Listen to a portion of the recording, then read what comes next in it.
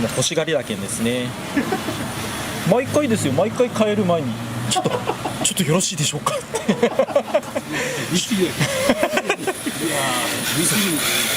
荷物を全部見せてもらってよろしいですかみたいな感じ。待っとけーって言ってお前シュッとがいいな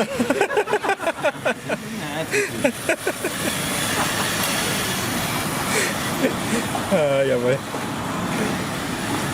今日は何を意識してやってるんですか？飛んだ後は着地というところ。なるほど。体操選手のようにいくかな。膝を曲げないとジャンプできないですよ。はい。ジャンプした後そう。さあ膝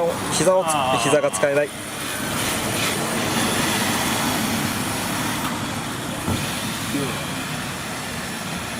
合わせにいってるような動きに見えますね。着地させるところに一生懸命合わせにいってる感じだから、まずはしっかり膝を使って飛ばないことには。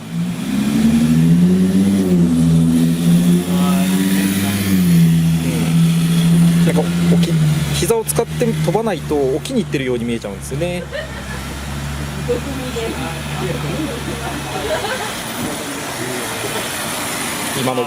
今の限界です。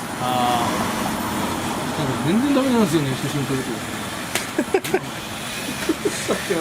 撮ってない時はできるっていうことですか？ゆくなるんです。撮ってない時は良くなるんですね。何ですか。死んだら死にます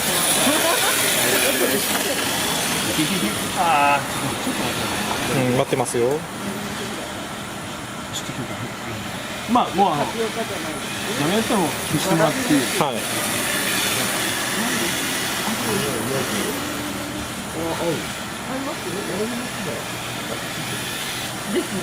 じゃあちょっと次の週集中していきましょうか。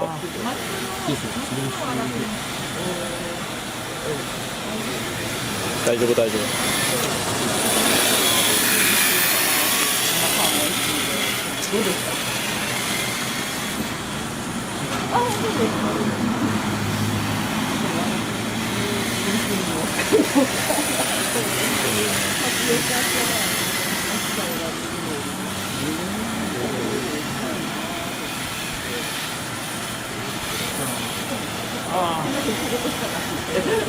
細かいコーナーはなんかそれっぽくなんか、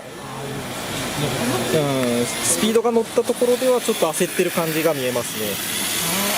スピードが乗ってる時こそ落ち着いてそうスピードが乗ってる時こそ落ち着いてそういいですよ。もうちょっと自分の物理の法則によるともうちょっとこの車はグーっていくはずなんですけど、まだ行ってないので、物理の法則にイコールに当てはめるような動きをしてほしいです。どうなんだろうって方程式で言うと楽しい。でもそういう話聞くと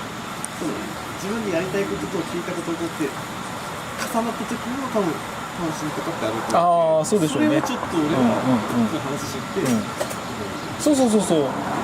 対リンクしたら楽しいよね。楽しいと思いますよ。ちょっといろいろ考えなきゃ。そうよねってそうやって言われると、もうその法則の中で言ったらこうなったらこうなるよねって、だけん俺ここでこんなことしよったんだって絶対つながってくるんですよね。はい。だからそれが多分さっき言った走れる人は擬音で言うじゃないですか。それって多分物理の法則的にまだ理解はしてないけど、こうしたらこうしないと、こういう時にはこうしないとこうならないとかっていうのを感覚で分かってるのが、もっと物理的なイメージでできると、じゃあこうやってやりよったのはこのことだから、じゃあもっとこういうところをこうやってやったらもっとこういうことできるよねっていう風になっていくと、感覚だけで走ってた人も絶対レベル上がるので、相対性理論からちょっとググってみたいよね。聞いたことあるけどすぐ分かるんです。E イコール MC 2乗という方程式そうですね。よう分からんです。結局ちょっと私帰る前にこれ話してよろしいですか？いいですよ。ブラックホールに落ちる人を見たら、見とる人は吸い込まれたって分かるんですけど、吸い込まれてる人は一生ブラックホールに落ちることはならない。ブラックホールに吸い込まれてるそば空気がないからすごい引力で引っ張っていつかその人間は光の高速に達する達した時にその人間の時は止まってしまう。だから一生吸い込まれてる人は私が吸い込まれたら吸い込まれてるけど時間が止まるんで吸い込まれることはない。だから振り返って地球を見ると地球の時間がブワーって過ぎるんで地球が爆発してなくなって違うものになる瞬間がその人は見えるんですけどなんか地球からその人がブラックホールにもし吸い込まれるっていうのがまあ遠いで見えないんですけど見えたらすぐバーン吸い込まれるだけなんかこの矛盾してる法則っていう私はそれを読みました。もう今日成長したんですね。はい、すいません締めくくりはこの話で言ってくだでもなんとなくいや宮本さんと自分の違いを一番パッて感じる久々に走り見て感じたのは何だったんだろうなっていうのを聞きたかっただけ。ここが俺となんか違うなとかっていうポイントというかあんま変わらんかったですか。いやいやいろいろ学ぶことがいっぱいあったんでどちらも学ぶことがいっぱいあるんでその何が違うっていうのは重要なんですけどそうそこです上手下手じゃなくて違うなんかここ俺の感覚ではこういう持っていき方ないんだけどなとかこういう操作ないんだけどなとか自分と違うところなんか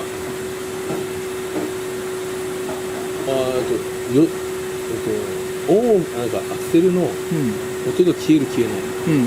いや分かんないでもそれはグリップラしてるから常になんかなんか何か音はしてると思うんですけど音が一瞬消える時がいろんな感じがします小林さんは常に音が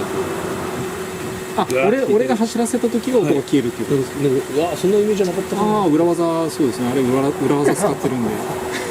あれ多分そう立体的にもっと使ってるからギアを完全に上げて抜いて多分それをめっちゃされてるんだろうすげえっすねそこ気づくんですねいやそこ気づいた人今まであんまりいないですよね聞いたことなかったですねですよね基本僕は絶対アクセルも途切れたらタイヤの駆動から離れる状態じゃないフリーになるから、その状態がないようにできるだけアクセルを抜かないように切れないようにって言ってるから基本多分同じように荒木隊長にも多分同じようにずっと言ってるんですよ。でも途切れるっていうところが多分感じてるところがアクセルの音だけじゃないっていうことですよね、すげえですよ天才ですよ、さすがですもう優勝です今日、物理好きなんでじゃあちょっとダンパーの戻ってくる説明を宮本さんにちゃんといや本当に恥ずかしいんでその荷重を途切らせないでなんかアクセルを抜くといけないと言われたんですけど自分の中では抜いてもいいんですけどその車が例えばこのピッチング波がこうなのかこうなのかでこうある車はアクセルを手で取って抜いてもこの瞬間だけは抜いてまた入れればつながる気がするんですそうだけどこう速い車っていうのは抜いてもその分戻ってくる時にもう一回入れればずっとそれがつながるんで、そういうような反復運動というか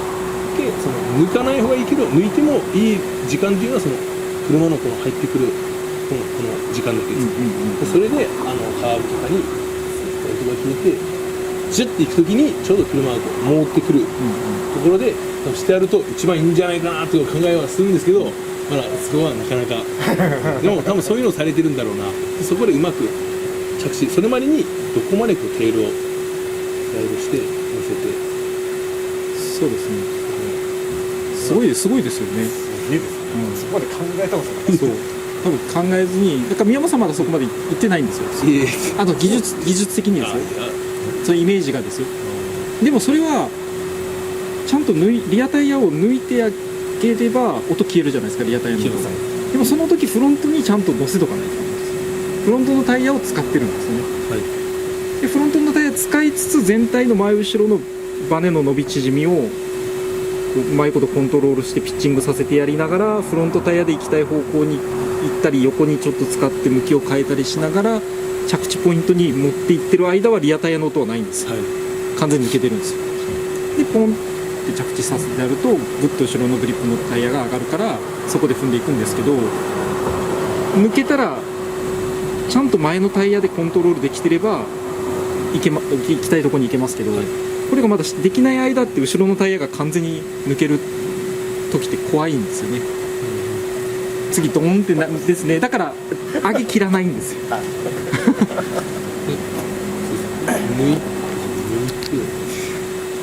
だから実車でもサイドで進入すると分かりやすいっていうか、リアタイヤが地面から離れにくいじゃないですか。沈む方向にどっちかって分かる。車全体がグッてリアタイヤがグッて止まると後ろも沈む方向になるから、リアタイヤが地面からふわって浮く状態になりにくいんですよ。サイドブレーキを使った方がついてるじゃないですか、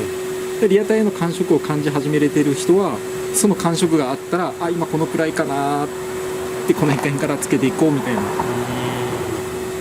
なのでバイクでいうと思いっきりブンブンブンブンってこうなんていうんですかね、上手い人ってこう立体的に動くと思うんですよ、バイクを。でも下手くそな人はやっぱそれを無理やりこうしてる感じになるから、ふわって浮いてしまったらその後フラフラってなるんじゃないかなとかってあると抜ききらないですよね、上に。でそれはそこまでやってあげると、一瞬タイヤのグリップは一番落ちてしまうところまで行けばタイヤの音は消えますよね。でドリフトになるとそこまで使うっていうことですよ。滑らせるだけじゃなくてですね、自分で難しい方向に勝手に行かせるんですよ。面白いですよね。でもなんかなんとなく共感できる俺も勝手に教えてもらったとこからこう勝手に広がっていくっていうのは、自分で悩みを増やしていく。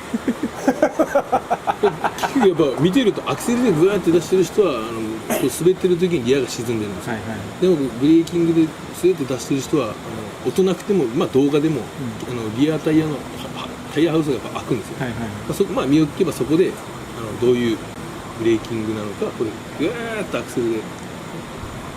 とは分かります。もうごまかせない、私は騙さない。だから上がってジャンっていうことですね。運営としては頭の中でずっと音をみたいな感じでビーしてますね。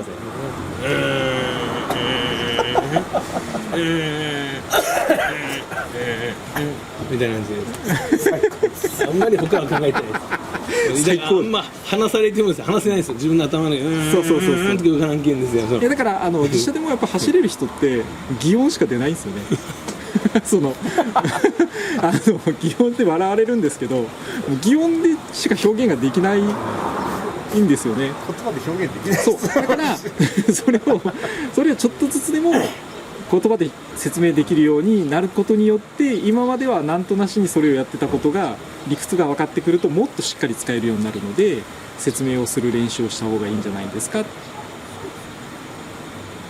ですよね。私はステップアップするために、今度はこの声を分かりやすい車を作るという、そうですね、私のステップアップというところですね。なってます。声がちっちゃくなってます。自信がないところどんどん声がちっちゃく。悪いんですよ今日の。あれですよ、文字をこう俺入れるじゃないですか、字幕に。もう自信ないところめっちゃ声ちっちゃいから荒木さんこんな声ちっちゃかったっけなと思いながら、自信あるところだけはめっちゃってそれだけです。みんなこっち注目してますよね。でも今あっちも見てますよね。本当昨日その話したね。で俺も全く同じなの。自信がなくなると何て言ってるかわからないんですよ。言われる。いや真面目弱くなんですよ。なんて言うのかわからんけんです。文字入力しようって。まあでも逆に言うと何て入れてもいいということですよね。なんて言ってもいいんですよ。なんて言ってもどうせですね、その大して気にして見てる人いないんで、自分の振り返った時に、あ、この時こんな言ったのは口ではこういう風に言ってるけど、あ、この感覚ってちょっとずれてたんだなとか、あ、これで合ってたんだなとかっていう確認ができた方がいいかなと思うので。